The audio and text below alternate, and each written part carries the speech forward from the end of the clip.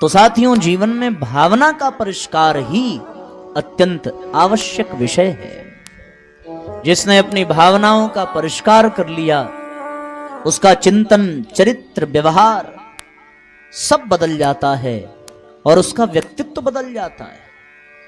वो पशु से परमात्मा बन जाता है, वो मानव से माधव बन जाता है। और जिसकी भावना सूख जाए, जिसमें भावना समाप्त हो जाए, वो साथियों पशु से पिशाच बन जाता है, राक्षस बन जाता है, असुर बन जाता है। महान व्यक्तियों में और छोटे व्यक्तियों में अंतर क्या है? केवल इतना ही है कि जो निकृष्ट है, नीच है, उसमें भावनाएं नहीं हैं, और जो महान है उसके पास कुछ हो या ना हो, पर भावना की बड़ी महान पूंजी होती है। आज मनुष्य यदि कुमार्ग की ओर जा रहा है तो केवल इसलिए साथियों कि उसकी भावनाएं कुंठित हो गई हैं, उसकी भावनाएं मर चुकी हैं, उसमें संवेदना समाप्त हो चुकी है। उस संवेदना को जगाना पड़ेगा, उस भावना को जागृत करना पड़ेगा। समाज में जितने भी बुरे कार्य होते हैं केवल इसलिए होते हैं क्योंकि भावनाओं का अकाल पड़ गया है। पहले के लोग बड़े भावुक हुआ करते थे, बड़े भावनाशील हुआ करते थे, तो भावनाशील होने के नाते वो कण कण में परमात्मा का दर्शन कर लेते थे। अन्यथा किसी पत्थर को परमात्मा मान करके पूजना, यह सामान्य दृष्टि से बड़ी विचित्र और बड़ी पागलपन वाली बात लगेगी। विदेश के पाश्चात्य जगत के लोग हमारे देश के लोगों को पागल ही समझते हैं। क्यों? क्योंकि वो ये जानते हैं कि ये लोग तो पत्थरों की पूजा करते हैं। पर साथियों, वो ये नहीं समझ पाते कि जो पत्थर में भी परमात्मा को देख लेता है, उसकी धारणा जीव के प्रति कितनी श्रेष्ठ होगी। जब तक हमारे समाज के लोग भावनाशील थे, तब तक इस समाज में ना अपराध था, न भ्रष्टाचार था, न कोई पाप कर्म होते थे। किसके प्रति पाप कर्म करते? भावना जगती है तो हर प्राणी अपना लगने लगता है, सब में परमात्मा का ही दर्शन होता है। वो भावना जगती है तो सामान्य सी बहने वाली नदी भी माता बन जाती है। वो भावना जगती है तो खिले हुए पौधे, खिले हुए पुष्प प्रसाद बन जाते हैं। वो भावना जगती है साथियों तो चलना परिक्रमा बन जाता है। वो भावना जगती है तो वृक्ष देवता जान पड़ते हैं। वो भावना जगती है तो पशुओं को देखकर भी नतमस्तक हो जाने को जी चाहता है। वो भावना जग जाए तो पत्नी में साक्षात देवी के दर्शन हो जाते हैं। वो भावना जग जाए तो माँ बाप भगवान लगने लगते हैं। वो भावना जग जाए तो धरती माता बन जाती है। इसलिए अपने भीतर की सोई हुई भावनाओं को जागृत करना पड़ेगा और फिर जगी हुई भावना का परिष्कार करना पड़ेगा। भावना जगे तो व्यक्ति भावुक बन जाता है, लेकिन वो भावना परिष्कृत हो जाए तो वो व्यक्ति भावनाशील बन जाता है। भावुक होने में और भावनाशील होने में साथियों थोड़ा अंतर है। इसको हमें भावपूर्वक समझने की आवश्यकता है। भावुक व्यक्ति गलत भी कर सकता है, पर भावनाशील व्यक्ति कभी गलत नहीं कर सकता। माता पुरुषों की अपेक्षा भावुक होती है, तो बच्चा रोज जिद करे कि मुझे पैसा चाहिए, पैसा चाहिए, तो वो माता भावुक होकर के बच्चे को पैसा दे देती है। लेकिन पिता भावुक नहीं होता, पिता भावनाशील होता है। वो विचार करता है कि दिए गए पैसे का ये क्या करेगा, दुरुपयोग करेगा कि सदुपयोग करेगा, देना चाहिए कि नहीं देना चाहिए, आदि आदि बिंदुओं पर विचार करने के बाद ही पिता पैसा देता है। इसलिए साथियों, भावना को जगा देने भर से काम चलेगा नहीं, भावना को परिष्कृत करना पड़ेगा। क्योंकि जगी हुई भावना व्यक्ति को भावुक बना देती है, लेकिन परिष्कृत भावना व्यक्ति को भावनाशील बना देती है। आज भगवान की भक्ति के नाम पर जो लोग भावुक केवल हैं, वो रोते हैं, वो अपनी भक्ति का प्रदर्शन करते हैं, वो बड़े बड़े भजन गाते हैं, पर विचार करके देखिए ये केवल भावुक व्यक्तियों का ही काम है। किसी दार्शनिक ने बड़ी सुंदर बात कही है कि जो भक्त केवल भावुक है उसमें 3 चीजें देखने को मिलती हैं, और वो क्या है? रोना, गाना और प्रदर्शन। बस ये 3 चीज ही दिखाई देती है। जो भावुक व्यक्ति, भावुक भक्त होगा ना, वो हाथ में झाल लेकर के, करताल लेकर के दिन भर भगवान का कीर्तन ही गाएगा। उस कीर्तन से केवल और केवल शोर शराबा ही होगा, उस कीर्तन से केवल हो हल्ला ही होगा, उस कीर्तन से जीवन का परिष्कार नहीं होगा। भावुक व्यक्ति केवल रोना जानेगा। बात बात में, कथा में लोग आते हैं, थोड़ी थोड़ी बात पर रोने लगते हैं, उनकी आंख से आंसू गिरने लगते हैं। क्यों? क्योंकि वो भावुक हैं, भावनाशील नहीं है। उनमें भावना तो है, लेकिन अभी उनकी भावना परिष्कृत नहीं हुई है। अगर रोना ही है तो फिर वो केवल भावुक प्रसंगों को सुनकर के न रोते, बल्कि दूसरों के कष्ट को देख करके भी उनके आंख से आंसू आ जाते, दूसरों के दर्द को देख करके वो पिघल जाते। जो दूसरों के आंसू देख करके उसकी सेवा के लिए तत्पर हो जाए, वो भावुक नहीं, वो भावनाशील है। और जो कथा में बैठ करके घंटों आंसू बहावे, वो भावनाशील नहीं, वो भावुक हो जाता है। गला रूद जाएगा, रोने लगेगा। इसको परिष्कृत भावना नहीं कहते, इसको जागृत भावना कह सकते हैं। पर हम लोग यहां पर जीवन के परिवर्तन के आधार की बात कर रहे हैं, तो यहां केवल जागृत भावना से काम चलने वाला नहीं है, भावना को परिष्कृत करना पड़ेगा। भावुक व्यक्ति अविवेकी होता है, वो भाव में आकर के कुछ का कुछ कर बैठेगा। बहुत भावुक होगा तो जहां 10 रुपया देना चाहिए वहां वो बहुत सारा दान कर देगा। लेकिन भावनाशील होगा तो भावनाशील व्यक्ति विवेकवान होता है। भावुक व्यक्ति को कोई भी पट्टी पढ़ा करके मूर्ख बना सकता है, लेकिन भावनाशील व्यक्ति को कोई मूर्ख नहीं बना सकता। इसलिए एक और बात कि भावुक व्यक्ति की भावनाएं अनियंत्रित होती हैं। वो भावना में बह जाए तो ये विचार नहीं करता कि उसके द्वारा किए गए कार्य का परिणाम क्या निकलेगा। लेकिन जो भावनाशील है, जिसकी भावनाएं परिष्कृत हैं, उसका अपनी भावनाओं पर नियंत्रण होता है। भावुक व्यक्ति अनुचित कदम भी उठा सकता है, पर भावनाशील व्यक्ति कभी अनुचित कदम नहीं उठाता। भावुक व्यक्ति साथियों कर्म करने के पश्चात पीछे पछताने लगता है, लेकिन भावनाशील वो सदैव समभाव में रहता है। न कभी बहुत सुखी होता है, न कभी बहुत दुखी होता है। सुख दुख समय कृत्वा लाभा लाभो जया जयो, वो लाभ हानि में भी समान रहता है। इसलिए हम सबको भावुक नहीं बनना है, हम सबको भावनाशील बनना है। और भावनाशील बनने के लिए पहले तो अपने भीतर भावनाओं को जागृत करना पड़ेगा, उसके पश्चात मनुष्य को अपनी भावनाओं को परिष्कृत करना पड़ेगा। एक बड़ी प्यारी कथा आती है कि एक बार संत तुकाराम अपनी झोपड़ी में बैठ करके साधना कर रहे थे। भगवान उनकी परीक्षा लेने का मन बनाते हैं। सबसे पहले ब्रह्मा जी आए भेष बदल करके कि बाबा आपकी झोपड़ी में आज रात्रि विश्राम करने के लिए जगह मिल जाएगी क्या? तो उन्होंने कहा बिल्कुल जगह मिल जाएगी, झोपड़ी तो छोटी है, इसमें केवल एक ही व्यक्ति सो सकता है, लेकिन आप भी आइए तो हम आराम से थोड़ा थोड़ा लेटने की जगह बना लेंगे। थोड़ी देर बाद भगवान शंकर भी भेष बदल करके आ गए। पूछा कि भगवान क्या आपकी झोपड़ी में आज रात्रि विश्राम करने के लिए जगह मिल जाएगी? तुकाराम ने कहा कि हे देवता, झोपड़ी तो बहुत छोटी है, पहले से ही एक अतिथि आ चुके हैं, तो लेटने के लिए तो जगह नहीं मिलेगी।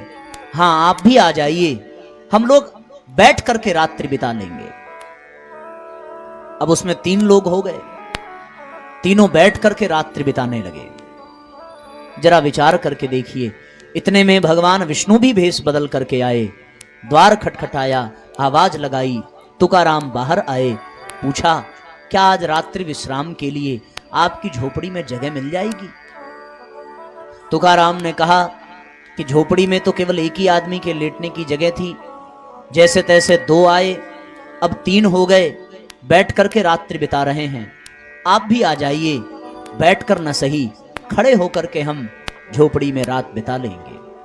और जैसे ही तुकाराम ने उनको भी अंदर लिया, वैसे ही तीनों देव अपने मूल रूप में आकर के तुकाराम को दर्शन देते हैं और कहते हैं कि मैं देखना चाहता था कि आपकी भक्ति केवल प्रदर्शन वाली भक्ति है या सच में आप भावनाशील हैं।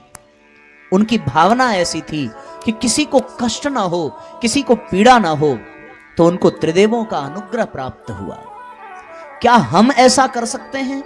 विचार करके देखिए, ये कौन कर सकता है जिसकी भावना जागृत होती है, जिसकी भावना परिष्कृत होती है। परम पूज्य गुरुदेव के जीवन की एक घटना याद आती है। कौन सी घटना? आप सब ने सुनी होगी। गुरुदेव उन दिनों 6-7 वर्ष के छोटे से बालक थे, और ये उस समय की बात है, सन 1919-20 की घटना है ये, जब गुरुदेव की उम्र मात्र 7-8 वर्ष की रही होगी। उस जमाने में छुआछूत, ऊंच नीच का बहुत भेदभाव था। बड़े लोग, ब्राह्मण, क्षत्रिय, इनके द्वार पर भी अगर छोटी जाति का कोई व्यक्ति आता था तो वो मस्तक उठा करके नहीं जा सकता था, अपने जूते को अपने सिर पर रख करके उस दरवाजे से आगे निकलता था। उनका छुआ कोई भोजन नहीं करता था, उनको घर में प्रवेश वर्जित था, और यदि कोई उनको छू ले तो उसे गंगा से स्नान करना पड़ता था, तब जाकर के उसको घर में आने की अनुमति मिलती थी।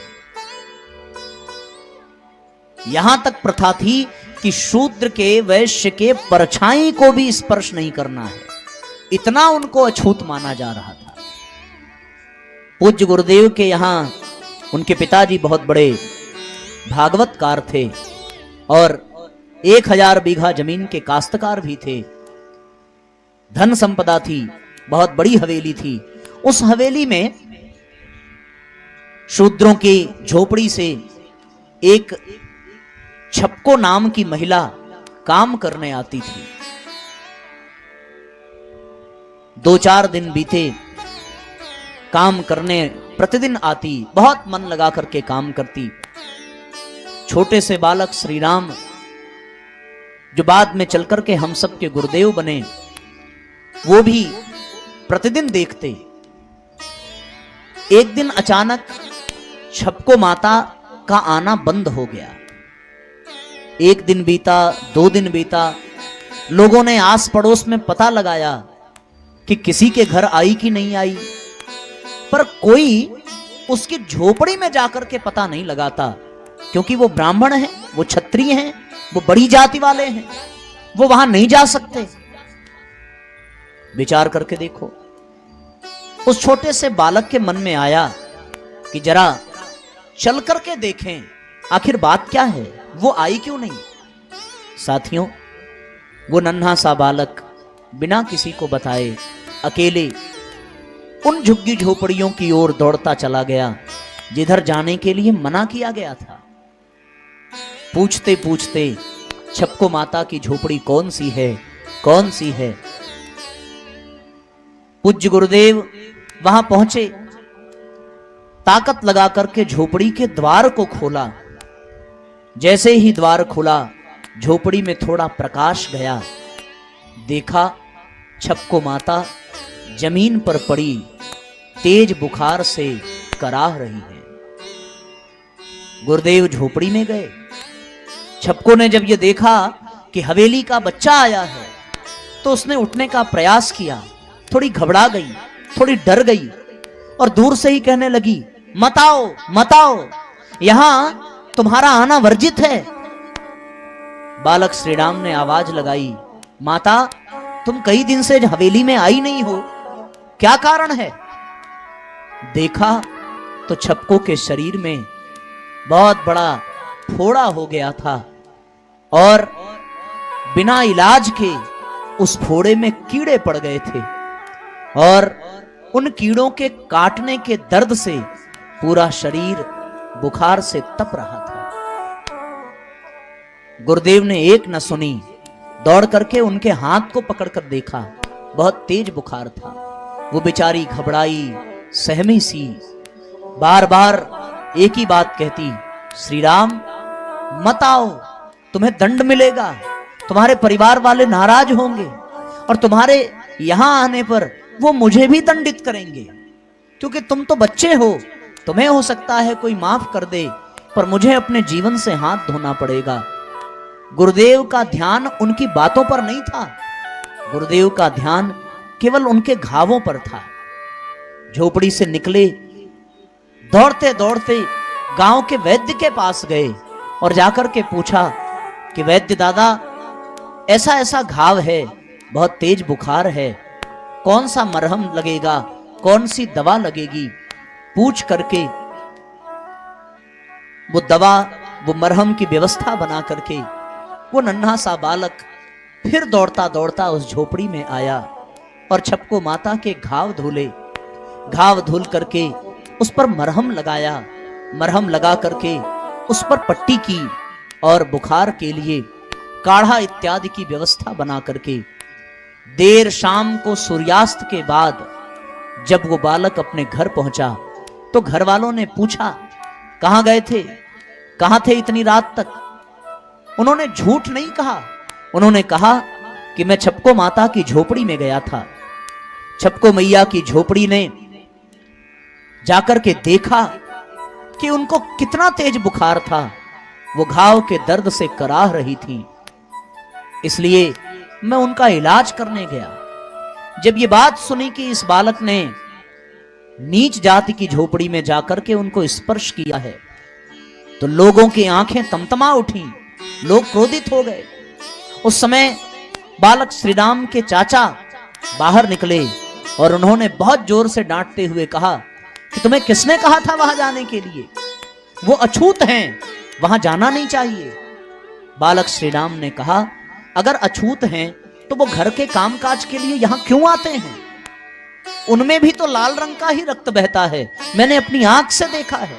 वो भी हमारी तरह मनुष्य ही हैं, उनमें भी प्राण है, उनमें भी जीवन है, फिर वो अछूत कैसे हो गए?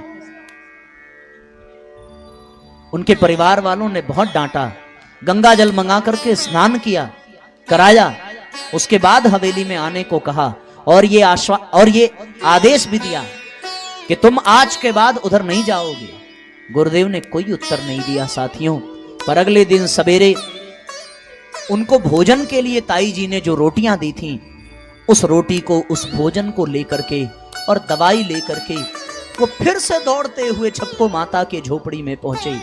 वहां अपने हाथों से उस नन्हे बालक ने छपको को भोजन कराया, फिर से उनके घावों को धोया, फिर से उस पर मरहम लगाया और दिन भर उस झोपड़ी में उनकी निगरानी करते रहे, उनकी सेवा करते रहे।